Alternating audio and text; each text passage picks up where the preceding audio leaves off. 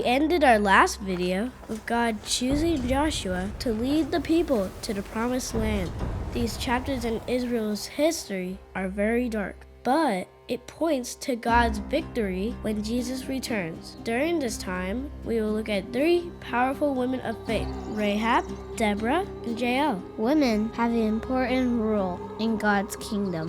First, let's look at Rahab.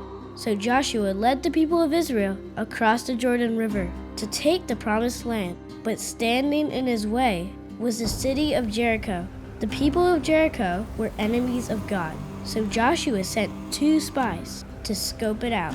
The king of Jericho found out and wanted to capture the spies, but Rahab risked her life and hid the spies in her house and helped them escape because she had faith in the God of Israel.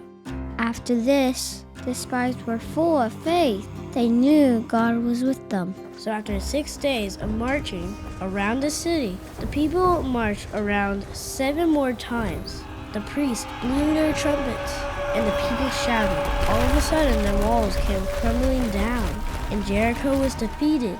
Rahab's family was saved from the destruction. What a victory for God's people.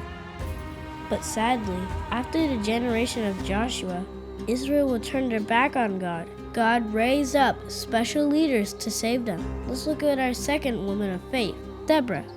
God raises up Deborah to be the leader of Israel during a time when they were oppressed by an evil king and his evil general named Sisera. Deborah spoke the word of the Lord and gave courage to Israel's armies and told them how to defeat Sisera. The people of Israel marched out to battle, and God went before them with dark storm clouds and earthquakes, and Sisera's army was defeated. But Sisera escaped, and this leads us to our third woman of faith, Jael. When Sisera escaped, he ran away and hid from Israel. Jael risked her life and pretended to help Sisera. She invited him into her tent when Sisera was asleep. Jael took her only weapons she had, a tent peg and a hammer, and she defeated Israel's most powerful enemy. And all the people celebrated God's victory. The people sang a song about this victory. It's called the Song of Deborah, and a lot of the words of the song points to the return of Jesus.